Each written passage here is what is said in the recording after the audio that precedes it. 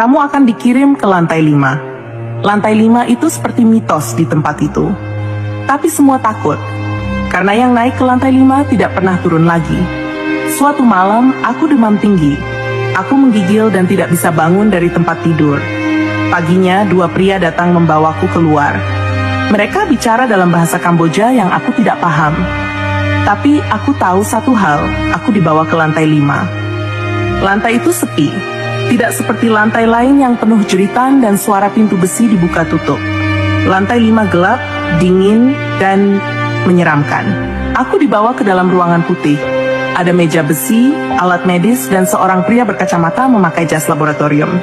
Ia mendekatiku, membuka senter kecil dan memeriksa mataku.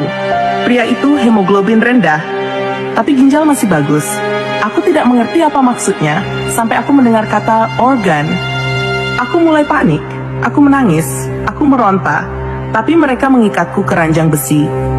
Aku pikir aku akan mati hari itu, tapi nasib berkata lain. Alarm berbunyi, salah satu penjaga berlari keluar. Saat itu ikatan di kakiku sedikit longgar. Aku memberanikan diri untuk mengayun tubuhku dan menjatuhkan alat di sebelahku. Kaca pecah. Aku memungut serpihannya dengan tangan gemetar dan memotong tali di pergelangan tangan. Aku lari, telanjang kaki.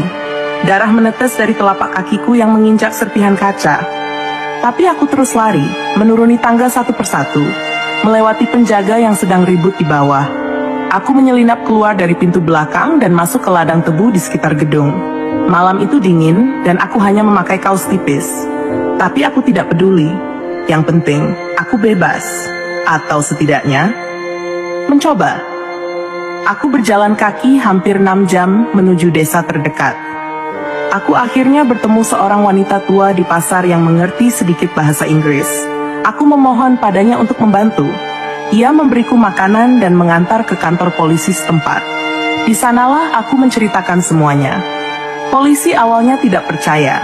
Tapi setelah aku tunjukkan bekas luka di tubuhku dan menjelaskan lokasi serta deskripsi bangunan itu, mereka mulai bergerak.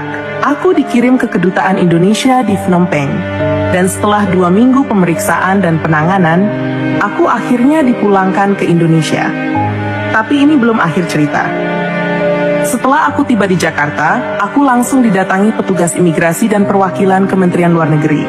Mereka minta aku bersaksi. Katanya ada jaringan besar perdagangan manusia dan organ di balik tempat aku disekap. Dan pengakuanku bisa jadi kunci untuk membongkar semua. Aku setuju. Aku tidak mau ada Rini lain yang harus merasakan neraka